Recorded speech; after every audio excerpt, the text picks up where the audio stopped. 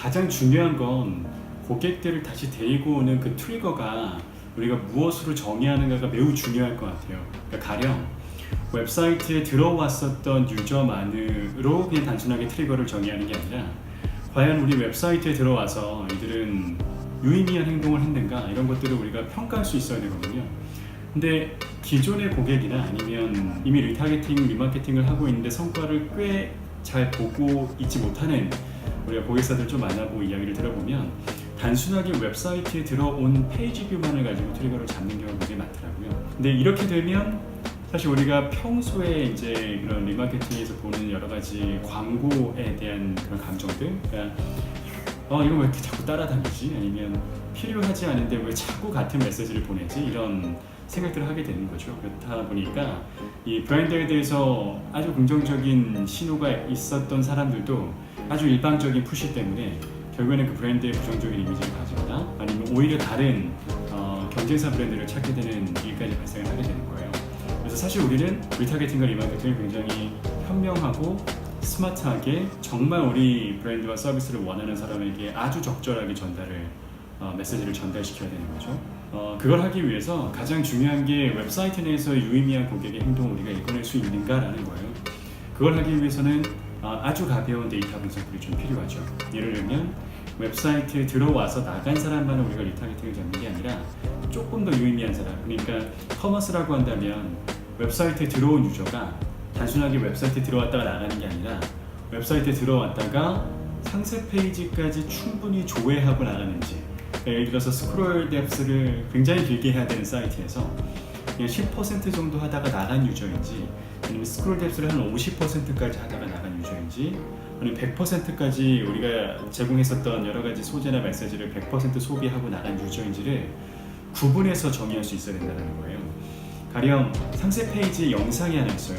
우리 제품과 서비스를 잘 홍보할 수 있는 영상이 있는데 그 영상 자체가 2분짜리임에도 불구하고 거의 대부분 들어왔었던 유저가 그 영상 자체를 절반도 소비하지 않고 나갔다라고 한다면 과연 이 유저를 우리가 나중에 다시 데리고 왔을 때 그 유저가 우리가 원하는 행동을 할까? 라는 고민들을 한 번이라도 해볼 필요가 있다는 얘기죠. 상세 페이지까지 보고 장바구니까지 간 유저는 상세 페이지만 보다가 나간 유저보다 훨씬 더 유의미할 거고요. 장바구니 페이지에서 결제 페이지까지 갔다가 나간 유저는 당연히 장바구니 페이지에 있었던 유저보다도 훨씬 더 유의미할 거란 말이에요. 우리가 이런 식으로 그룹들을 나눠볼 수 있다면 당연히 그 유저들을 다시 리타겟팅하고 다시 리마케팅해서 되돌아오게 시킬 때 그들에게 당연히 보내는 메시지 역시 달라져야 한다는 거예요. 가령 제가 한 가지 예를 들어볼게요.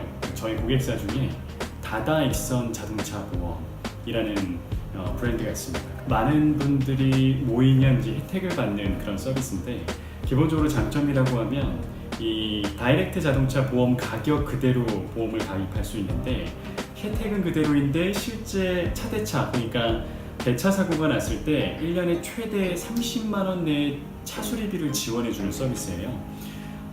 이 서비스에 가입하기 전에 당연히 여타 다른 다이렉트 보험사처럼 본인들의 정보를 이제 고객들의 정보를 입력하고 난 다음에 최저가를 확인해 볼 수가 있고, 그리고 난 다음에 그 다다익선의 자동차 보험에 대한 서비스를 들게 되는 건데, 이때 DB를 남길 때 계속 차종은 뭐고 아니면 본인의 정보는 어떻게 되고 뭐 이런 것들 계속 입력해 나가는 단계별 프로세스가 있겠죠. 근데 각각의 프로세스마다 이게 페이지가 넘어가려면 이제 버튼을 눌러서 넘겨야 된단 말이죠. 근데 이 버튼들을 혹은 정보를 입력하는 각각의 칸마다 저희가 이제 구글 애널리틱스하고 구글 태그 매니저를 이용해서 고객의 행동을 추적하게 돼요. 그러니까 가령 단순하게 자동차 정보만 조회하고 난 다음에 그 다음 단계로 가지 않고 나간 사람이 있을 테고요. 그 다음에 자동차 정보까지 입력하고 난 다음에 본인의 어떤 개인정보를 입력하고 나가는 사람이 있을 거고, 그 다음 단계까지 또 진행하다가 나가는 사람이 있을 거란 말이에요.